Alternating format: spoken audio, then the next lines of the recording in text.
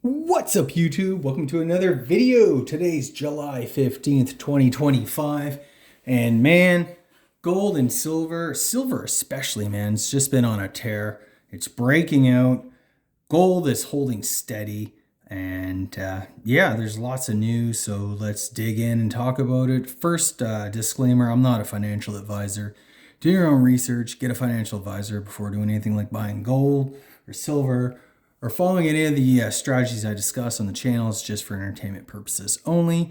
Secondly, guys, if you guys are into this stuff, please like, subscribe, share my videos far and wide.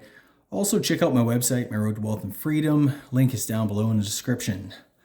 So yeah, so Trump's tariffs are back on, it looks like. Word is he's backing down from the tariffs on China. China is dominating the rare earths. The U.S. needs those to make missiles and tons of military equipment. So it just seems like Russia, China, kind of has the West by the balls right now. They're producing. Russia's like completely mobilized. China's a huge manufacturing power. And yeah, man, it's really starting to show. And who knows where this is going to end up. But I don't really think good things will come of it. So yeah, that is kind of a bit of a somber tone, I guess. And but man, we just kind of got to roll with what we got, right? That's kind of the way it is, the way I see it. Past week, I made some more silver purchases, and I made a gold purchase. And just because I started to notice, I have been kind of favoring silver a lot lately.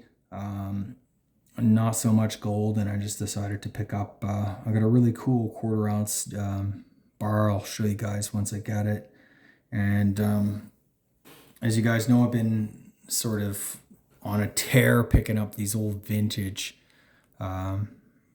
bars, silver bars, poured bars. This is an old JM bar. I picked up another one just like it. The price was right. It's toned to shit, but I don't care, man. It was literally trading pretty close to spot, so I snagged her. And yeah, overall, pretty happy with these purchases. And yeah, what can I say, man? This is more of the same. Platinum. This is a platinum maple.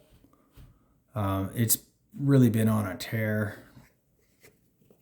This is an old, was 2021. I got this a few years back. Really good price. It's gone up quite a bit. Probably should have bought the tube. I think they come in tubes at 10, and they're literally the size of a gold maple. That's really cool. So if you get a capsule or whatever, you can throw it in a capsule. I did, and I just kept mine like this for, I don't know why, man. That's probably the biggest piece of gold that I own. It's like it's a 50-gram pamp bar. Really nice. She's a keeper. Again, man, I got this years ago, and I'm so glad that I did, because, I mean, something like this just kind of at a price range now. A lot of this stuff has really gone up. Even these bars, these 10-ounce bars, they've gone up quite a bit, at least 25-30%. So yeah, man, still stacking away. Hope you guys are too. And it just seems like the more and more this drags on, the more government debt, the more spending, the more central bank policies continue to fail us. I mean, in this space, none of these things are a big news flash. But what is sort of a news flash is that I've noticed, a few banks have recently upped their annual targets. So in the second half of the year, they're expecting gold to hit between 36 and 3,800. And I don't really remember what they said their silver targets were. Maybe in like the $42 range or something like that. Bottom line, both of them are expected to finish the year higher. I don't really know. And I'm a little bit nervous when I see those headlines, because I do remember back in 2020 and in prior years, not in 2020, I remember Bank of America had a call. They made the call at the August peak, basically, that by December gold would be 22.50 an ounce, and of course by December it wasn't even close to that, and you know, then it went back and went below, I think 1600 or something like that, and it took a few years for it to kind of catch up and break out again. But these forecasts are just that. They're just forecasts. I feel like these bank analysts are always kind of late to the party. They never call this stuff in advance. And by the time they start calling it, I feel like it's maybe time to lighten up. If you guys are like me and you own some physical, but you also have some paper gold that you can kind of sell to balance out your portfolio, then, maybe you might want to look into taking a little bit of profits, at least in the short term. That's kind of what I'm thinking too. And in terms of the miners, I was reading Anglo American Ashanti just bought Anglo Gold or something like that. So, we're starting to see some M&A pick up in that space, and that's usually a sign of kind of the top. So, I know there's a lot of YouTube analysts and, financial analysts on YouTube, and YouTubers are calling for a multi-decade or multi-year bull run in gold. I don't know, man. I want to believe it because I got a lot of gold, got a lot of the miners exposure, and, paper gold and that, silver, but I'm just, we've heard this many times before. And I feel like at this stage, there's so much hype. It's on CNBC now. CBS, I saw a headline, CBS. Is it better to buy your gold at Costco or buy gold miners? And, it's kind of everywhere now. So I don't really know. And you got a lot of the billionaires out there kind of talking their book too, about their gold holdings and stuff. So, by the time the news is out, for all we know, they've sold. So I just think we need to be careful. If you're kind of a long-term stocker, or if you're like me and you just love, picking up these beautiful bars, like this kilo bar I got a few weeks back, then that's fine, man. I love this stuff. Like, this is really cool. I like all that gold and silver have to offer, in terms of diversification, being, outside the system, and, your own central bank, and all the kind of cliche and buzzwords and stuff like that we hear in the space. But the bottom line is, the silver could be cut in half or even more. Silver does take a dive when markets correct, right? In 2009, silver was down as low as $9 an ounce. So, this stuff can really go down quite a bit too. It's not just, to the moon. Even back in that silver squeeze, right? That silver squeeze 2021, silver to the moon. Well, that didn't quite happen, did it? It didn't quite work out that way. So, but what I do think is going on in the world is nations are clamoring to get their hands on scarce resources, things like silver, things like gold, things like rare earths, things like copper, probably energy kind of supplies like oil and gas, uranium. There is a huge, just almost like the great game, this huge competition among great powers and certain power blocks to get into the game. So, which again, doesn't quite bode so well for, the state of the world, where it's going and that. I really hope there's not a major war, because that's kind of how things are sort of shaping up. We're not going to be singing Kumbaya anytime soon. So, yeah. And meanwhile, my whole point in that little spiel was, these can go down quite a bit. So don't overdo it if you're in it. You know, don't think that this stuff can't hurt you, because it can go down substantially. And if you're not prepared or aware of that, you can lose your shirt. And I mean, let's be real, not everybody has 25, 30 years to wait for a comeback. So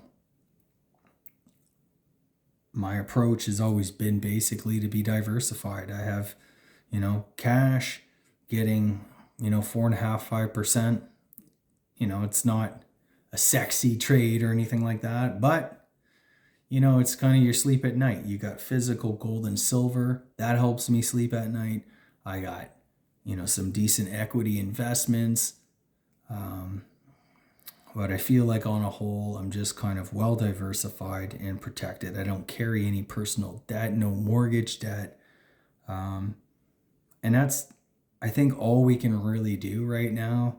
There's nothing, again, markets are at all time highs. I can foresee, currency crises, credit bubbles bursting, and the sort. So I think right now I'm just gonna just be patient. I don't like to hold a lot of cash as a rule, but the past few years things have been so crazy that I've had to kind of hold more cash than I would really like. Although it is earning a great amount of interest, I'd much prefer to be getting some really good investments, having, your investments pay you, that type of thing. So, yeah, and honestly, I would kind of like this gold to kind of go down. I'd like to get some more 1 ounce coins. Like I said, man, the price of gold is so expensive now. I can only basically afford picking up a 1/4 ounce or something like that here and there. So I hope I can obviously stack a little bit more, but I'm really hoping that whatever's coming is just gonna come soon. And if we do get a big market downturn, I'm looking to pick up some decent dividend paying stocks, probably in the energy sector, maybe some miners. It all depends, man, and it all depends on not just what like the markets do, but like what the Fed's gonna do, central banks around the world, if they're gonna re-liquefy the system, fiscal spending. There is a huge inflationary impulse out there. I think tons and tons and tons of countries are going to be investing heavily in their defense. We're seeing Europe essentially rearm. I read an article the other week saying Germany's looking to buy 7,000 armored vehicles, tanks, armored personnel carriers, all and the like, probably air defense and stuff like that. Like that's just a massive buildup. I actually don't think that they're going to realistically be able to get that amount. And even if they did get that amount of armored vehicles, where are they going to find all the troops to man those, right? You'd have to introduce conscription or be in sort of an all-out war. So, but that is the trend. There's not a country on earth that has said this year that we're going to be cutting spending. Everybody is increasing defense spending. So it's all kind of going to be inflationary, I think, in the long run. But like I said, short term, anything can happen. I don't feel comfortable putting a dollar to work, in markets that are at all-time highs. So until I can think of, another better idea, I'm just going to keep, picking up some gold and silver. And if gold does have a pretty big correction, or silver, I'll probably be adding a lot more. But right now I'm just being cautious. Silver, they say the gold bull run ends when silver starts to catch up. Well, if silver is truly breaking out and, we're going to see it approach $50, which is like the old all-time high, and goes above that, that's probably going to signal the end. If what all of these analysts, gold analysts and silver people have been saying for the last so many decades, silver moves last and furthest though, fastest and furthest at the end of the gold bull market. Although it's given everything that's happened, you know, basically gold is being reintroduced as money into the international financial system. I'm not so sure that, it's going to trade so much like the safe haven commodity type thing that it did in the past. So I don't know, man. Jury's out still. Let me know what you guys think in the comments below.